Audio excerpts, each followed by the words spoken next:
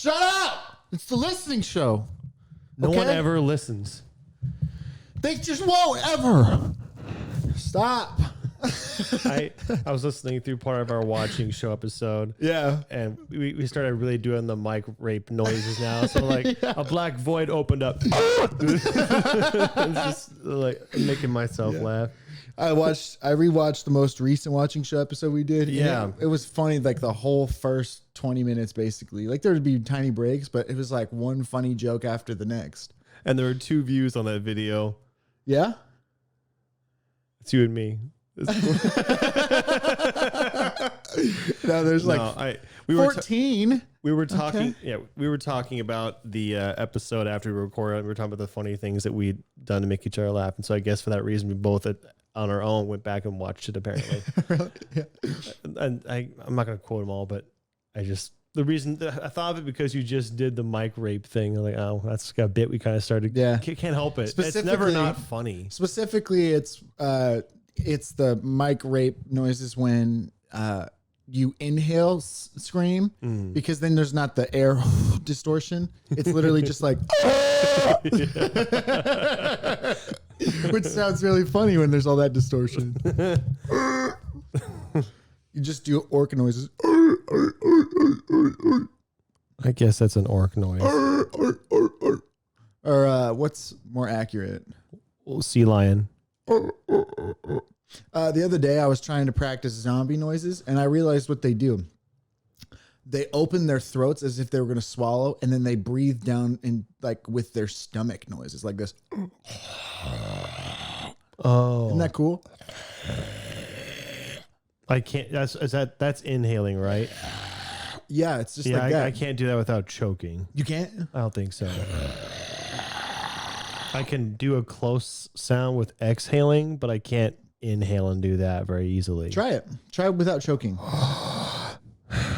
Good job. Try it.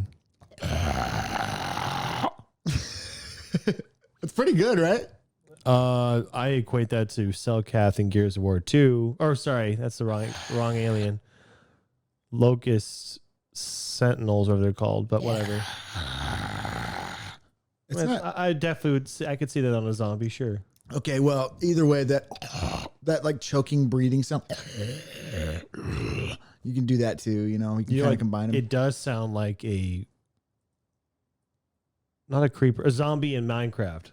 Oh yeah, yeah, that's what it sounds like. Yeah, yeah. There you go. So the other day, I told you this story already, but I'm going to say it again for the sake of the audience. This is the context for the story. I like to make sound effects. I make a lot of them. I have fun making noises, and I can do weird things with my mouth.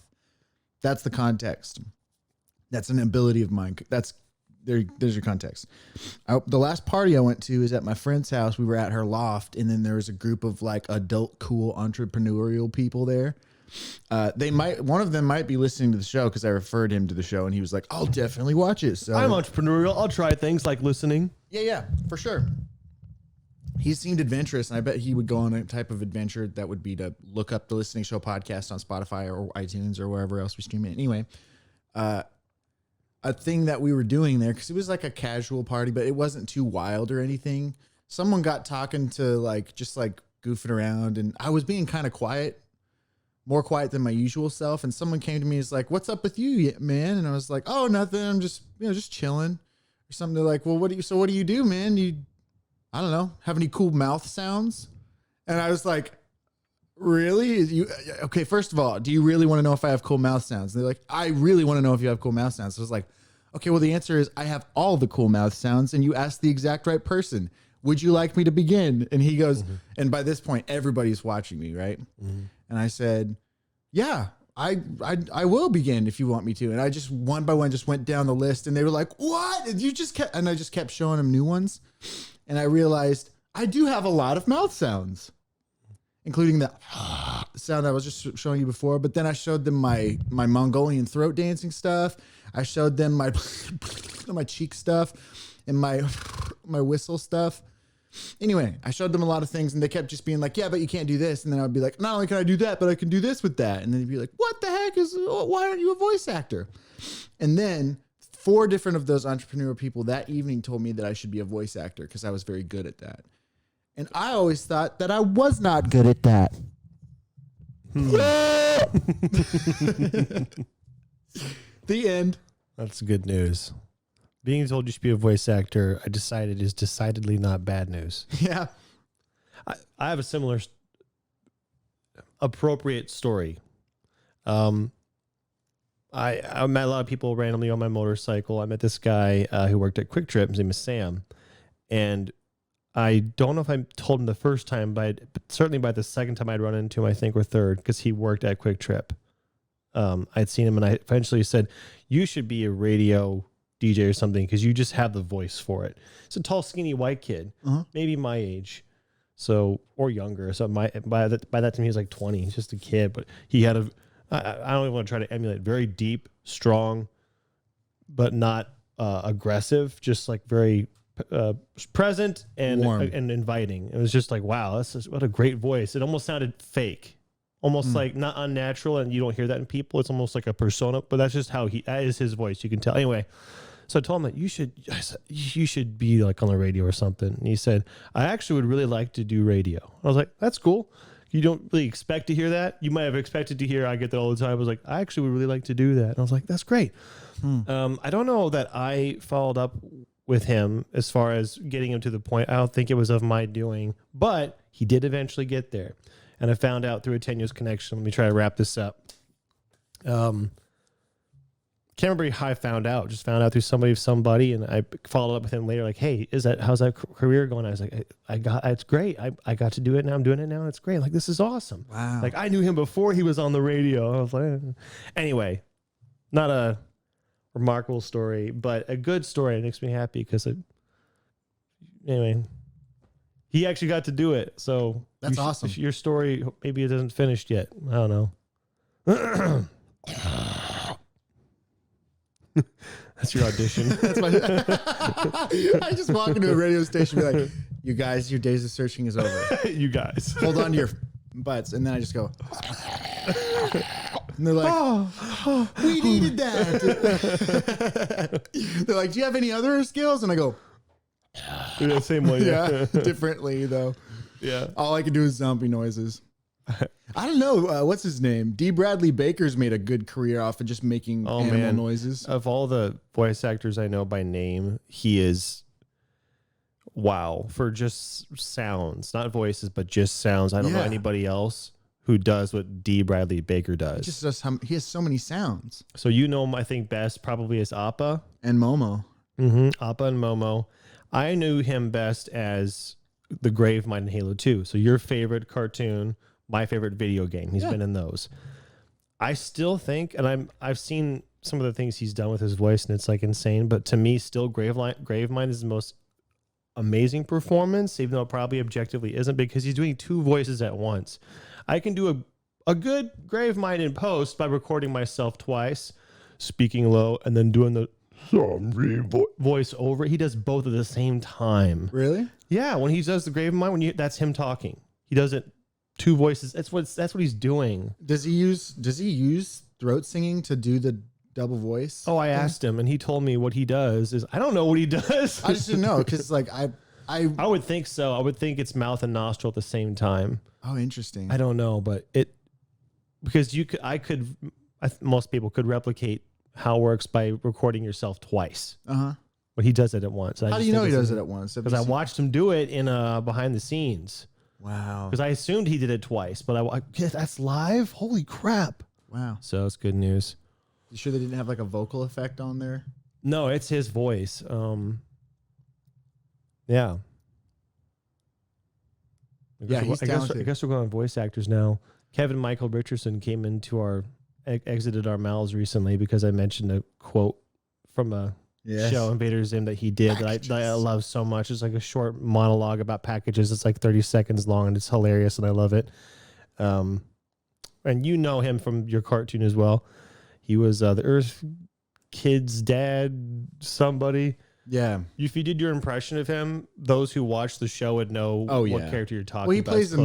He plays multiple characters all throughout every Nickelodeon show. Oh yeah, he's And Nickelodeon Avatar is one of them. He also plays several characters in Legends of Korra. He's in everything. he's one of those voice actors who's in everything. The ones who I'd say in everything who are in everything are Bradley D. Baker, John DiMaggio, Kevin Michael Richardson. Of those, I think Michael Richardson's the most prevalent, and then of the ladies, there's a few as well. Gray Delisle, who's She's the first so that comes good. to mind. But She's then so freaking good. on your show that you're watching, Critical Role, who's the lady? Laura Bailey. Is that her name? That's and she one of was, their and I names. said, "Oh, she's the lead of Gears of War." Is Yeah. that the one? Yeah, she's in everything also. She's in so many things. But obviously there are several voice actors who are kind of in everything. But I mean, Kevin Michael Richardson. And had this conversation with you before at one point about how there are character voice actors, and then I just call them voice actors. Call them whatever you want, but there are some actors like Kevin Michael Richardson where his voice is enough. yeah. He has his own voice, and that is just can be used for so many things, and it never gets old. Morgan Yeah. Freeman's an example of that. Like he has such a great voice, and then there are others like Bradley D. Baker, who has such a range. He can Yeah. do all these voices. Yeah. But I don't know that I can think of. I don't know. I could think of a voice actor who has all of that, has their own voice and a range, and I don't know if you did, you'd work both ways. It doesn't seem. Yeah, I don't know. I don't know that you could. Oh, what's his name? He's the lead in Futurama. He's pretty popular too. yeah. I want to yeah. say Will something. I mean, so many of the cartoons that most people know have Tom voice- Kenny, of course, is a working man. Right. He's kind of got his own voice, but he's got a range. He really does. yeah. You know, Final Space, he was the computer. Yeah. Man, Keith David, he's the voice of Yep. I mean, you know his voice, right? You know who that is? Oh, yeah. Yeah, Okay. yeah. I don't have to explain who it is then, but his voice is good enough, and I've never heard him change it. Keith David. Yeah. Stop touching stuff. That guy. David, I can't. stop touching stuff, whatever he said. Kevin, stop touching stuff. Those I of you can't remember. listening might know him as the Arbiter in Halo. That's where I know him mostly from. Or is the agent guy in Agent Cody Banks? Oh, is he? Yeah, Keith David. I mean, he's been in a lot of stuff. It's just like Yeah, where we know him he's from. one of those guys who's not just a voice actor. He's actually acted in a lot of movies. Oh, too. yeah.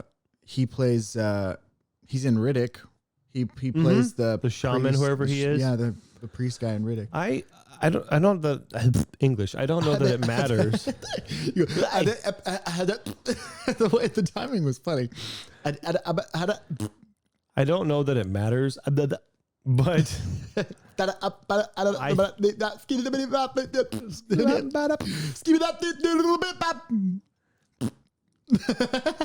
I don't know that it matters.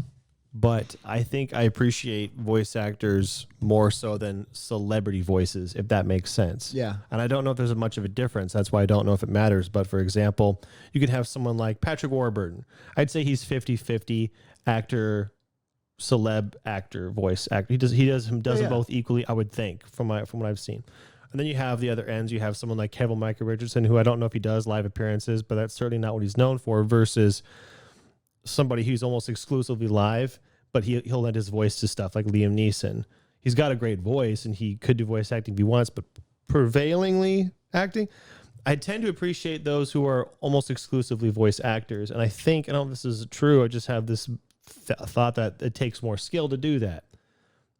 And it always bugged me, and I don't know if this is going anywhere, typically in, when did this start? The 90s, when animated films started becoming popular, they didn't just cast voice actors. They cast celebrities to voice those characters. And I always thought, why would you do that? Why not just get talented voice actors to do the job the best? Well, marketing is all that it is. They bring in a voice or a name, so they can put that name on the cover. So people will go, oh, Brad Pitt is in this animated movie. Then they'll go watch it. So I'm like, that just seems unfair because, for one, you're no offense to whoever you may hire because of their name, but I feel like you're ultimately going to have an inferior product. You could have more talented, suitable people for those voice acting jobs, I would think, but you won't make as much money. But ultimately, you're doing it for money. So, all right, I get the compromise, but Well, there's the counter argument. of course. But I mean, in some ways, sometimes the celebrity is like the perfect voice for that guy. Oh, sometimes, yeah. Well, like we watched some of Megamind the other day, and I was like really appreciating how Will Ferrell did some of those lines. Yeah. Like, and he's like a super famous guy, and so that's another great example of a celebrity cast movie. So you have what was his name again? Brad Pitt, Will Ferrell. Will Ferrell. Thank you. Will Ferrell, David Cross is Minion, Tina Fey, I believe is her name, and then Brad Pitt, and then Jonah Hill. Yeah. So you have them all celebrities. Yeah. Now, do I think any of them were miscast? No. Could I see anyone else voicing them? No. But if a movie would have been made with someone else voicing, then of course, then it could have been its own thing. I mean, I don't know. I don't know. I feel like the celebs have a little more talent than people give them credit for. Sure. But sure. I also get your point. It's like, man, why does that's just a truism of like the laws of nature, why everything floats to the top. To those who have all, much will be given. Those who have nothing, everything will be taken. Well, it's that Matthew principle. It's a Matthew principle. Those who have some, works. They'll have everything, and to those who have little, they'll have nothing. I understand that's how it works, and it works because it works. I don't know if that makes sense. I understand it, but at the same time, because I like voice actors so much and appreciate what they do, I feel like they're being robbed from, which to a degree they kind of are, but I don't think it's an injustice level of a problem. It's just, oh, what a drag. I would be happy if I wrote or was directing a film and I was like, I'm going to exclusively go out looking for voice actors. I'm going to have casting. I'm going to listen to like 1,000 voices auditions per character. Jeez. And I want to find what I really believe is the best. I'm not just going to take a producer's money and buy a big name and what do you call that? Plug and play this character. I'm going to we're going to find the perfect, and we're going to make a good movie with good performances, and that should be enough. If no one watches it, that sucks, but that's me as an artist, not as someone who wants to make money. That's why I'm not a producer. Yeah. You look very distraught at my proposition for casting. No, I was just listening. As a producer, we need money. Telling anyone saying we're going to do 1,000 of anything sounds like too much to me. So, but I get your point.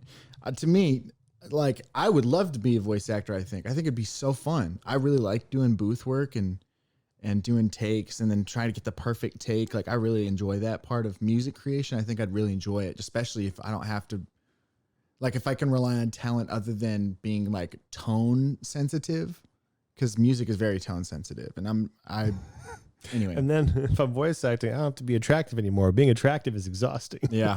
I'm so hot. I want to just stop. Yeah.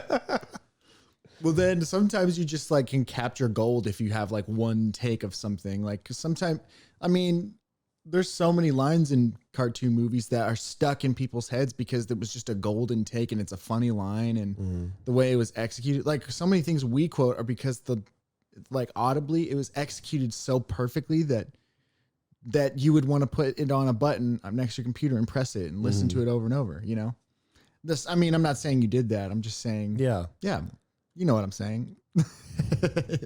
I rock that. Make that into a button. Yeah. You know what I'm saying. We were just quoting, it's not super irrelevant. We were just quoting something from one of our favorite YouTube channels, Balloon Shop. I can't remember what the skit was called. It's a Christmas, eggnog is what the video is called. And we were quoting the line, "You're going to make my gift look like a bag of used disposable beans." You're going to make my bag look like a bag of used disposable beans. That's how he says it, basically. Like all distraught and sad. I'm going to make my gift look like a bag of used disposable Joshua. beans. Those videos were right around the time, I think, when YouTube was in the golden era of YouTube, when you had... It's going to be a Kenny Chesney Christmas this time of year.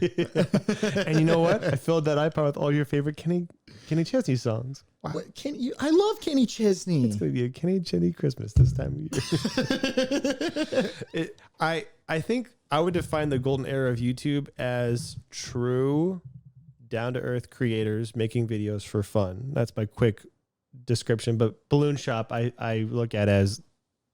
the standard, it has something to do with the quality definition too. Because you mean the bad quality? Yes. It has something to do with the quality. That was the charm. Bad. But what I meant is, that's what I meant by down to earth. It's just people having fun with the cameras that they have, which aren't very good. And I think that low quality lent to that charm and genuineness, authenticity. Genuity. As an audience member, you go, "That's just a guy like me." And now, inversely, the top YouTubers, a lot of their production quality is on par with, it's like cinematic or just very good. Yeah. So it's kind of loses that relatability or down to earth. It's not bad. It's just that charm isn't always there. I think I appreciate YouTubers the most, the ones I watch, who are like they'll record with a DV cam. Like we have way better cameras now, but they still just crappy. I like that a lot. Personally, I'm not saying it's objectively better, but I don't think I'm the only person who feels that way. No, you're not. But the culture went in another direction, and overproduction is sort of the attractive thing now. Like it is with most things, though. That's how people are doing themselves now, too. They're treating themselves like that. They're overproducing themselves. I'm not saying that's... I don't think it's just that. I think it was YouTube was ahead of the culture. It wasn't part of the culture yet, quite at that point. And part of the reason for that is because you had those creative people there sticking out until it became mainstream and the corporations came in. And now YouTube is predominantly what the corporations and the mega corporations say or think is all right and all that stuff. It was more free. Now YouTube is just YouTube is today what texting was in the 90s or sorry, in the early 2000s. So like, I don't know what would be on par with that today. I don't want to say TikTok, but that's what comes to mind. TikTok is like YouTube, but egregiously worse and better, unfortunately. But there are no corporations on TikTok, right? That's still independent people for the most part. There aren't like sponsorships. There are? There are. Okay. There are now. I think we actually talked to Joe about this a little bit. He kind of told us that there was a creator fund that was like $5 billion that TikTok started with. Right. And they used that money to fund what's the word? Incentivize new creators coming to that platform and creating material and content on it. It then kind of spun into a bigger thing than that. They actually have like advertisements and stuff now. But they do it in a way that's better than other things do it because you can just skip the advertisements. You just scroll past it. And so it's then incumbent on the advertisers to come up with something to grab your attention even faster than before, like within a second or two. And they've done a better job at that. Honestly, it's very algorithmically, it is extremely creative, TikTok. It's unfortunate that it's literally like hardwiring people's brains differently. I assume that's unfortunate because it's hardwiring their brains badly. Oh, sure. So like we've talked about like cancer. No, I just mean like, we've talked about human adaptability a lot. And one of the things that, because we're so adaptable, that people adapted to is the internet and then like faster and faster speeds. I was talking to my mom about this at dinner, actually. We were talking about anxiety. And I was talking about the psychological study that tied the internet usage basically directly to anxiety. And it's not the only cause, obviously, but essentially some people have summarized the internet to the internet is all it is really is an accelerator. I get it. At its simplest form. And all it does is accelerate time frames. It makes things faster. It accelerates information and it literally accelerates people. Like it makes people get more done faster. And anyway, so what an accelerator does biologically to someone's body is it actually re-hardwires it to expect a different speed. And so when you come off of it, you literally are down. And so the internet's literally like a drug in that sense. Mm-hmm. And then, so how TikTok works is it's literally like algorithmically the construct of years of internet usage and study that basically culminated in this is the very fastest version of this is the most refined crack that we have. Exactly. And so it's a pretty incredible creation. Unfortunately, I don't think it's going to be good for people ultimately. I'm going to sit up. I noticed this thing was getting really hot in my hand. Ooh, that sounds that sounded bad. It stopped working, so I'm going to it's overheated, I think. So okay, you can just show me in my cool sock. Yeah. And my hat. I don't know if this will fix it, but I might as well try. Yep, do it. It's like What I like watching is the cameras like coming up. We have the cameras on like a table that the front end of the table lifts up and backwards. And so if we want the camera to be higher or lower, we can do that too. But it also has like our recording equipment on it so we can access it close and far away. You see, there it goes. It's going down. We're going lo-fi. Check this shit out. Oh, that didn't work. Okay. It just stopped working. Check this shit out. How about this shit? All right. That's what I'm going to do. Yeah, the remote, I think it fried. At least it ain't working out. Fried? It might have, so I'm leaving it unplugged right now. See if it works later on a restart. But right now I can use keyboard and mouse with this. It was too hot. Yeah, it was. I had the computer was on for an hour before we started recording. Oh. That's different. So maybe that was just, I don't know, but I've never been that. I was like, this is getting really hot. Were you holding it in your hot hands? No, my hands are hot, but that's because the thing was hot. I'll just have to do this. There we go. Yeah. So basically TikTok is the refined version of heroin. Yeah, I was gonna say it's the refined crack, like internet's crack. Yeah. But this is the finest crack. Yeah. This has gone through all the internet. And that's not much saying something for me. I'm basically the cocaine user in this situation where I've been on the YouTube drug for years now. So when the new stronger version gets introduced, I'm like, yeah, I'll try it every once in a while, but it's not really my speed. But then here I am, like absolutely addicted. But then here to I am YouTube. on speed. Right. You know, I don't know. I'm sure my analogy could be more better. Refined, like crack. Yeah, more refined, like the drugs that we're talking about. Anyway, I'm not saying it's only a bad thing. TikTok is super entertaining and it's very funny sometimes, and sometimes it can be informative and cool for information and stuff. But like everything, it's very quickly changing the culture. Yeah, I got different places I can go with that. I'll just pick one. Two things. I don't like TikTok, but number one, I'm like we talked about a week or two before, where I don't think I have any authority to tell anyone to do anything. So I could never say I don't like TikTok, therefore you shouldn't watch it. Can't do that. And number two, I watch YouTube a lot, and I think objectively too much. And I think it's almost no different than TikTok. And I would have no authority in that on that basis to say what you can and can't watch. Especially if I'm willing to admit YouTube is something I watch it too much anyway. So, but all that said, I hate TikTok. I think it's like if YouTube is crack, TikTok is mega crack, and I would rather be addicted to crack than mega crack. Yeah, I mean, no, I get it. You understand, right? It's not like it's an excuse, No, but it's an explanation. I don't hate it, especially because I do have it and I'll check it every once in a while. And the weird thing about it is that its design, part of the algorithm design is that literally once you start, you kind of can't stop. That's what its design is. And so you just can just scroll and scroll and scroll and scroll. And everybody knows that that's how it is. That's because it produces extremely fast by scrolling down. And as soon as the algorithm picks up the videos you like, it'll just feed you funny. And it is funny. It does a good job. The algorithm's really darn good. I know like some people make a game out of the use of the algorithm. Like they're very cognitive about how good it is at this. And so they will procure, they talk about this on Your Mom's House, Christina P. She actively, when she got involved with it, she made sure that she would only procure the weird videos, or the videos where the people are just saying random, really dumb stuff. And those are extremely funny to watch because they literally just make fun of dumb people. And it's super fun to watch, but that's because the algorithm only feeds her the dumb people now. Because when she first started, she would just find videos with dumb people and like, and she'd go to the next one with a dumb person, like, and now she just gets dumb people. And it's very, very funny. Anyway, it's very good at its job, which is to enthuse the masses. Enthuse the masses. Euthanize the method. Euthanize the masses. Euthanize the method. As far as entertainment goes, I had a brief thought earlier.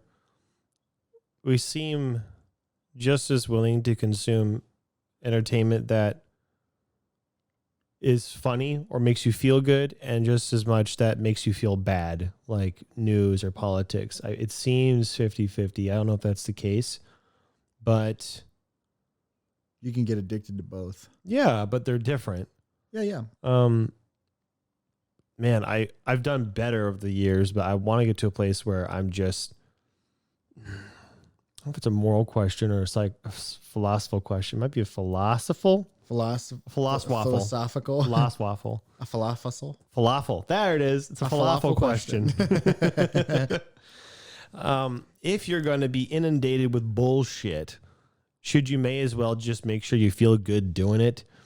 I'm under the impression, and I don't know I can defend it. I have the idea that if you're going to watch stuff that makes you feel bad on YouTube, that's okay. That's a good analogy. I feel like YouTube is to TikTok as happy videos are to bad videos.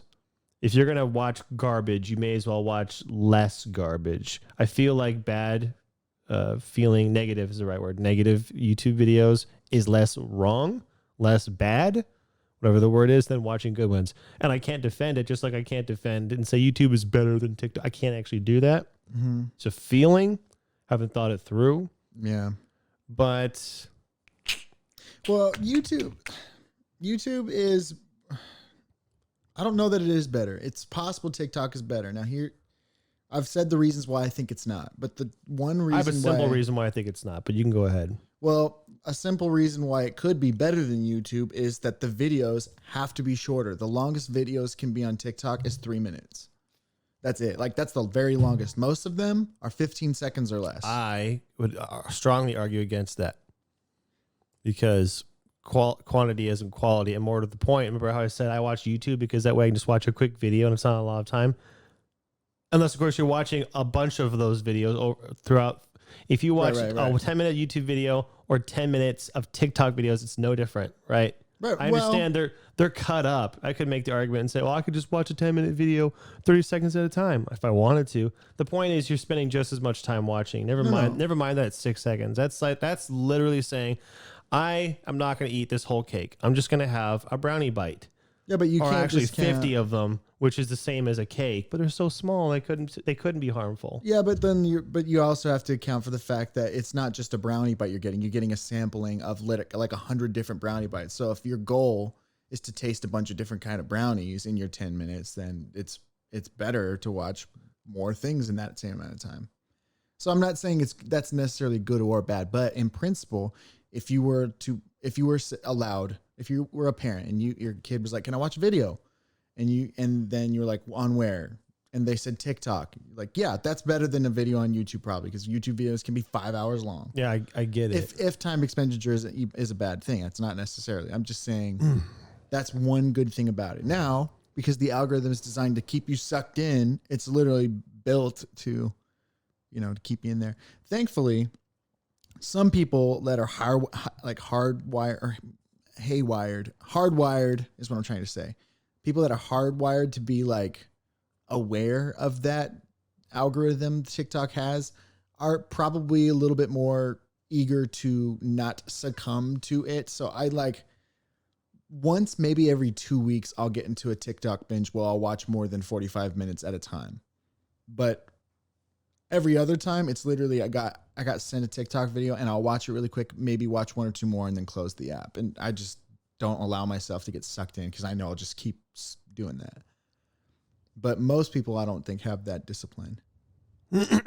Maybe that's not true. Some people don't have that discipline. Here's why I think TikTok is worse. And it's not like it's well thought through. It's just the thought. Basically, I think real life is the preferable. Real life is the whole food, and TikTok is the junkiest food. And you can understand that idea, first of all, right? Yeah. And for that reason, because TikTok is the finest refined synthesized junk food, right? Say a VHS tape you made of yourself at home is one level down from real life, and then you go down, degrade in quality, all the way down to TikTok, the lowest quality, furthest from whole food, real life. That's why it's the worst. Yeah, YouTube isn't much better, but it's a little better because it's less. You know how, like you were saying, TikTok is designed, YouTube is designed too, but TikTok is even more so designed to distract. Distract is the word I use. You use enthuse or entertain. It has more optimized to distract you. Like the best drug, it's best optimized to take you out of real life and allow you to escape. And if I think that real life is the best good, then obviously I'd hold that TikTok is the worst good, and you can argue against that. And I'm not really, I don't know that I'm prepared to argue, but you can say there's no difference between TikTok and real life, and TikTok isn't actually bad. It's no different. Yeah. Because then you can talk about how we have this conversation. What is real? Yeah. I'm just going to keep it simple. I think that real life is preferable, and I've done well to separate myself from the junk food, with the exception of YouTube. But then it's like, YouTube is pretty junky. That's like saying, I don't eat a lot of McDonald's, but I do have my Snickers diet, every day. But my whole diet is Taco Bell. You know, I don't know. It's yeah. My whole diet is YouTube.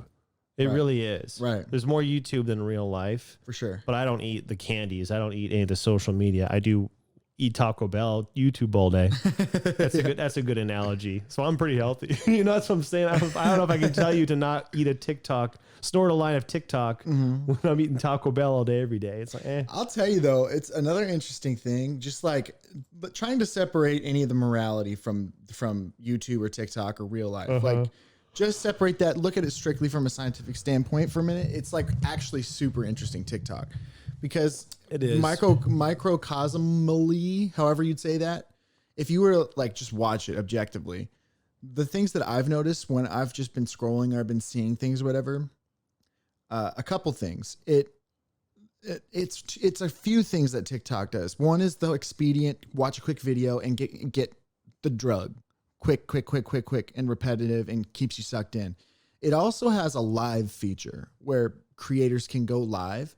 And it's also interesting to see what just shooting strangers into someone's room en masse does to a person. Like, just if you just go through the live feeds and just watch what people do on the lives, it's very, very, very interesting. And it shows you, like, in this amount of time, what's being rewarded in the culture. For instance, all the guys, almost every one of the guys on the lives is doing some sort of skill related activity. Like either they're streaming a video game that they're very good at, or they're fishing, or they're hunting, and they're like streaming this, and people will watch that. Whereas all the girls, literally all of them, if they have any people watching, they're wearing some kind of skimpy clothing. It's very, very interesting. It is interesting. And I have a thought about that on the idea that social media isn't necessarily bad, and looking at strictly objectively and removing morality from it, like you said, that would mean that TikTok is the most refined microcosm. I think that's the word, of humanity. Culture. Yeah. Of culture. That might be a better word.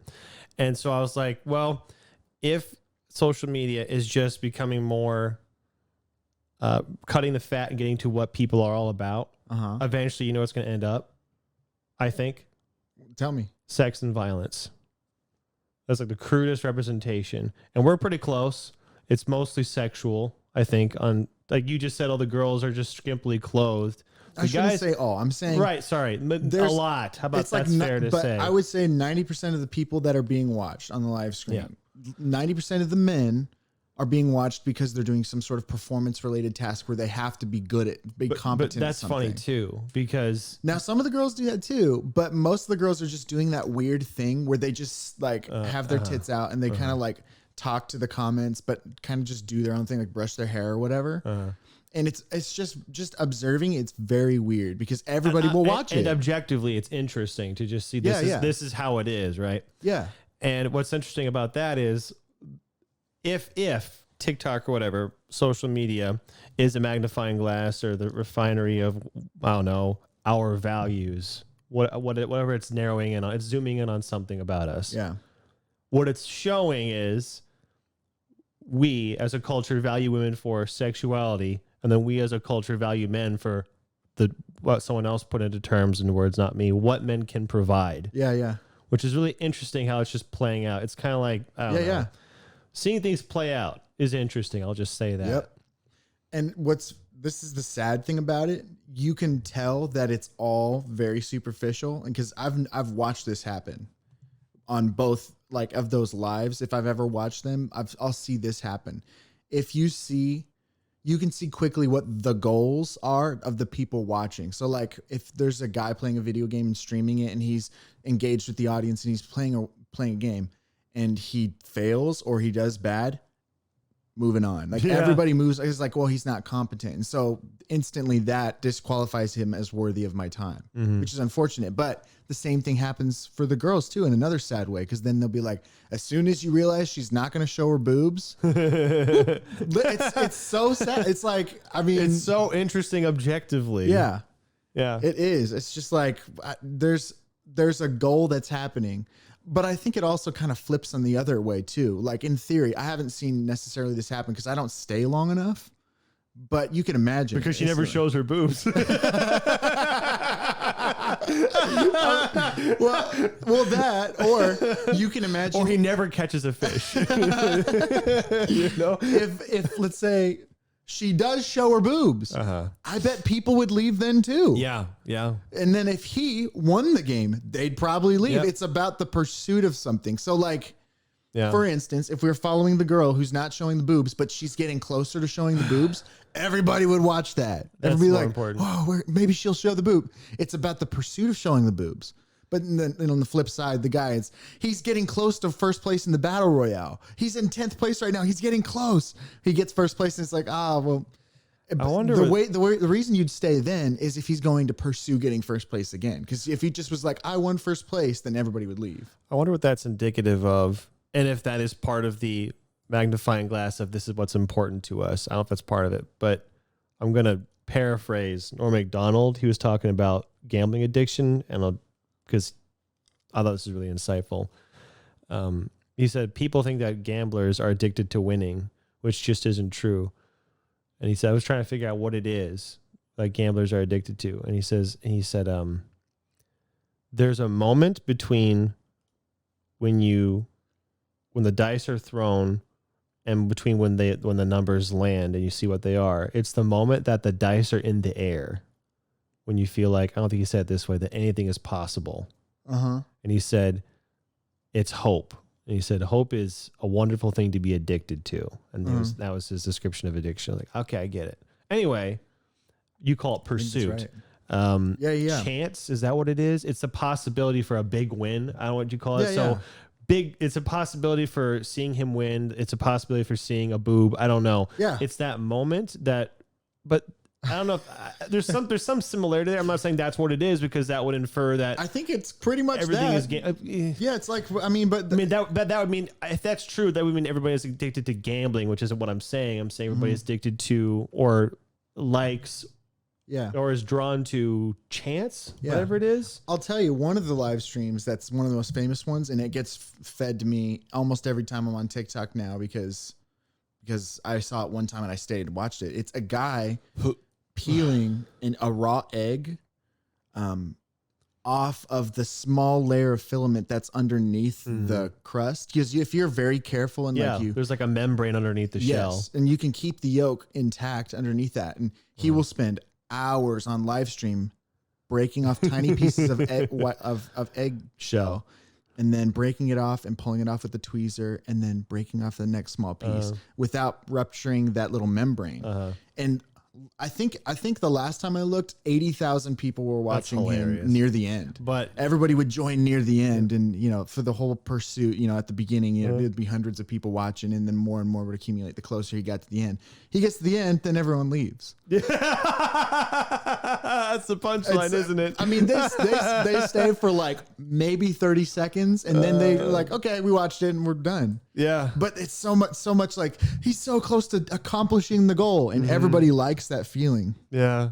That's funny. I think that's actually that's kind of part of the secret of writing a good story is you establish how difficult it is to get to the end, and then you make it even like more difficult, but you get closer to that. And the best stories are the ones where either they leave you at that peak moment of suspense where I have to know what happens at the end, or you get to the end and you're satisfied with the whole story. I'm sure there's a psychological term for what that was. It a phenomenon, the desire to see something accomplished, whatever it is. But it's interesting, It's the hero story. Yeah, but not when it's a boob. I mean, I think it is.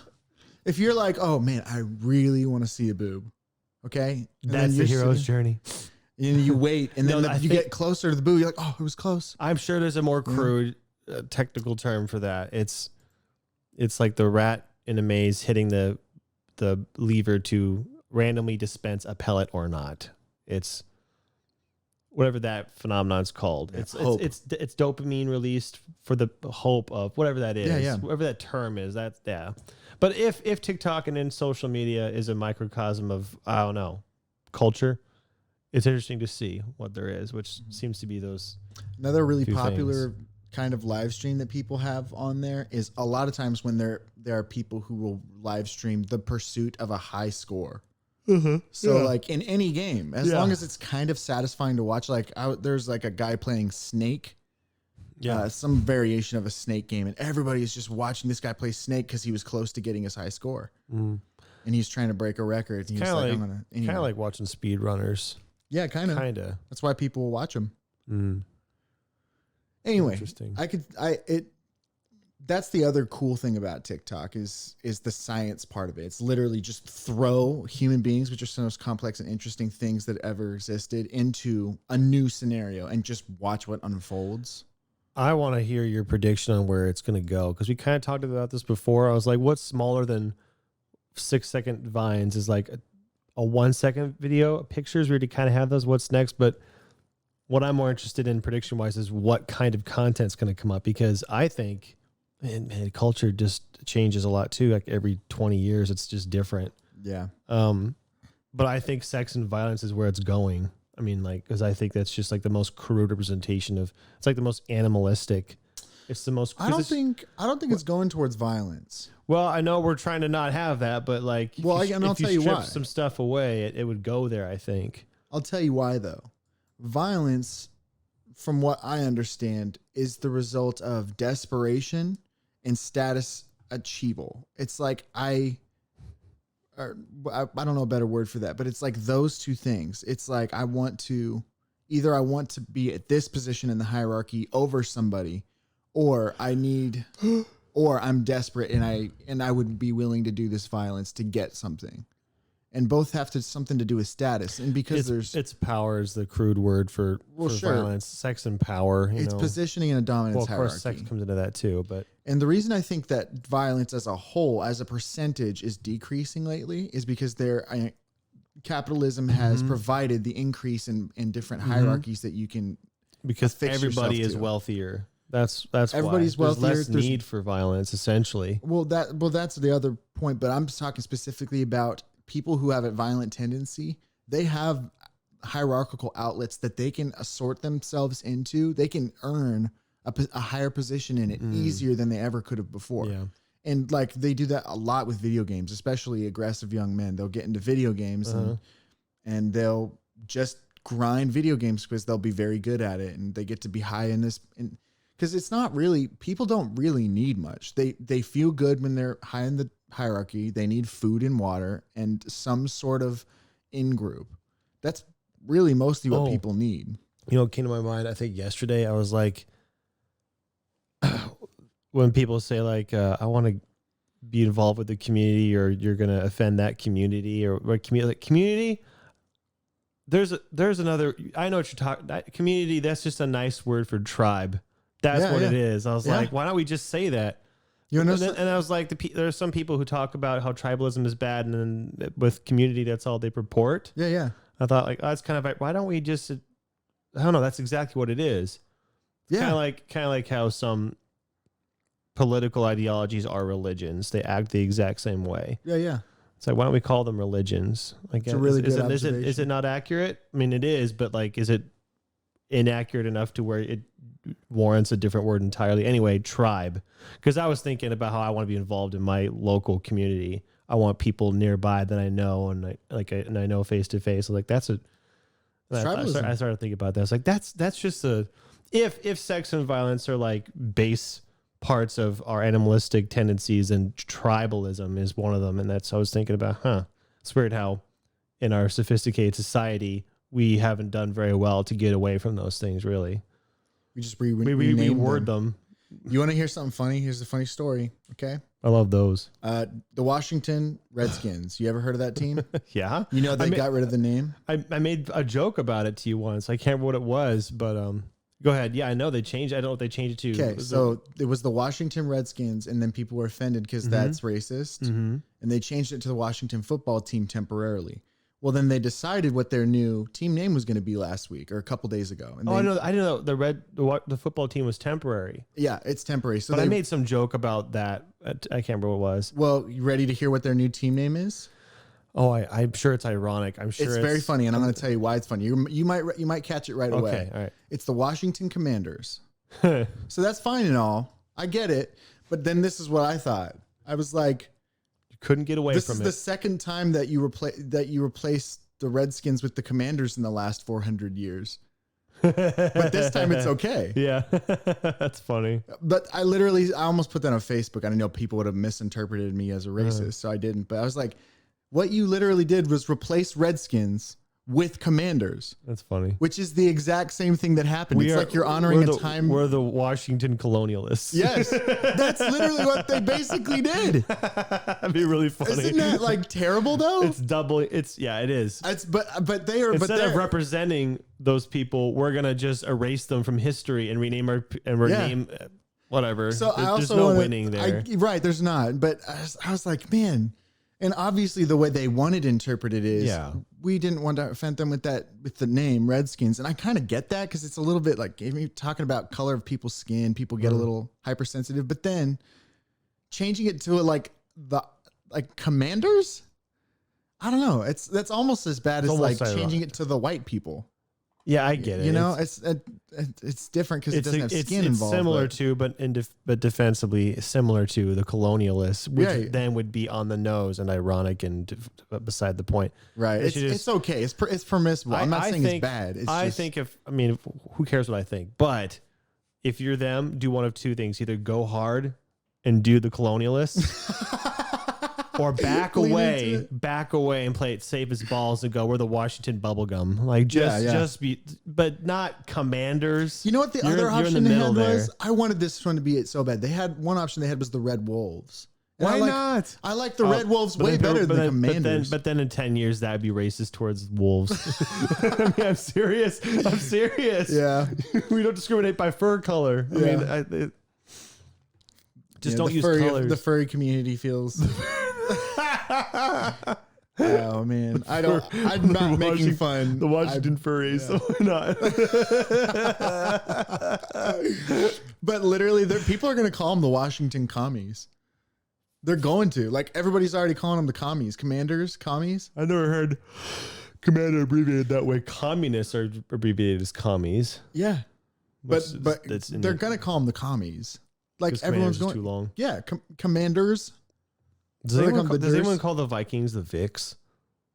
I don't know. No. Okay. See, at some point, Vikings is just 2 syllables. I think. Yeah, but 2 syllables. But abbreviations are arbitrary because Commanders for 3 syllables to 2, not a big save.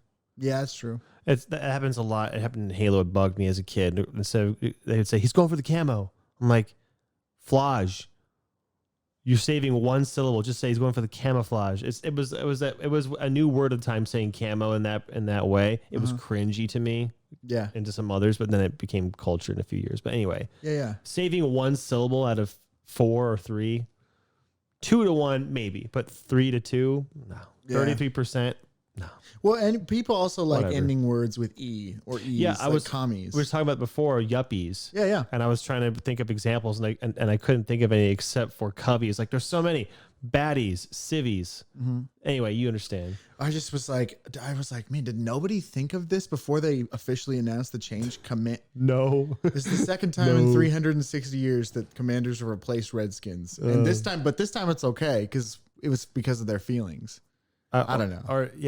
I'm not trying to attribute motive or anything. I'm fine with the name. I just, in principle, I was like, you did this to not offend people. It just seemed offensive. Well, to you me. Can't win, unfortunately. Right. So I have no ill will toward them for their name situation at all. Like you can't win. I wish that like the intent of naming them after the Redskins. I wish that the intent of honoring those people was maintained, and they just like ignored it. Like we still have the Chiefs. The Chiefs kind of honor that people, but the reason that they justify keeping that name is because the Chiefs were named after Huncho the Chief, who was the mayor of Kansas City for a while, I believe.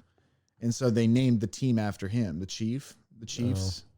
So technically, I believe he was Native American, but doesn't really matter. And anyway, either way, if we honor Cowboys for what they did, or we honor Vikings for whatever, like those aren't good people. I can't believe Vikings is allowed. Yeah, or the 49ers, the Buccaneers, Pirates. Oh, the water rapists. Yeah. That's okay. Whatever. The Attila the Huts. If you're going to draw a line, just be consistent, please. Don't make these arbitrary rules. Well, they can't. The rule is when people are noisy about it, we'll do something. And people the rule is when people are noisy about it and other people are cowards, something will change. Sure. If people are noisy and the other ones aren't, they won't move. Yeah. I also don't want to just attribute. I'm not picking sides. I'm just saying. Yeah. I get why they did it. It takes more than just being noisy about something. There is something really like not upsetting, but it's just kind of like jolting about Redskins. So I get it. I'm not I don't know that anybody's going to maintain it. I certainly won't. Oh no, that name should stay. Like I don't feel that way at all. Right. But on the flip side, I don't know. It's a shame that those people are not honored anymore by having a team name. I'm sure they are. They're in history and all that stuff. I don't know. I'm not actually sad about it at all. I made that observation today, and I was like, they've replaced. Isn't that what the opposite? What we're trying to do culturally? Anyway. No, it's okay because if you erase it, then it's okay. Yeah, seriously, just erase it. I think it was. You're being sarcastic. I know you were. Yes, sorry. I didn't think about what that meant. Yes, sarcasm. I think Orwell said, I don't know how he said it. It made perfect sense when I read it, but I hadn't been able to recall it. It's very simple. He who controls the past. The narrative? No. It's future, present, past. It's just two and two. He who controls the past controls the future, I think it was. And he who controls the present controls the past. And the idea is about racing history. Yeah. I might have that wrong. That makes sense. You'll see that happen a lot. Anyway, to be fair though, I mean, I get what you're saying. To try not to just complain about that. I think a lot of people are championing the erasure of some of that, getting rid of the past and stuff, like putting the Trail of Tears back in history books and, other egregious bad things that happened in past that were gotten rid of just because it made people not look good who are Americans or nationalists. So there's a lot of people championing. Let's not just teach the good stuff. Let's teach all the bad stuff that happened in our history too. And, I wish it didn't come with the added vitriol of we have to hate ourselves now because we did that, but it does, and that's unfortunate. I don't know how this is going. I think in our schools we don't teach. Yeah, I think we don't teach what World War II was about.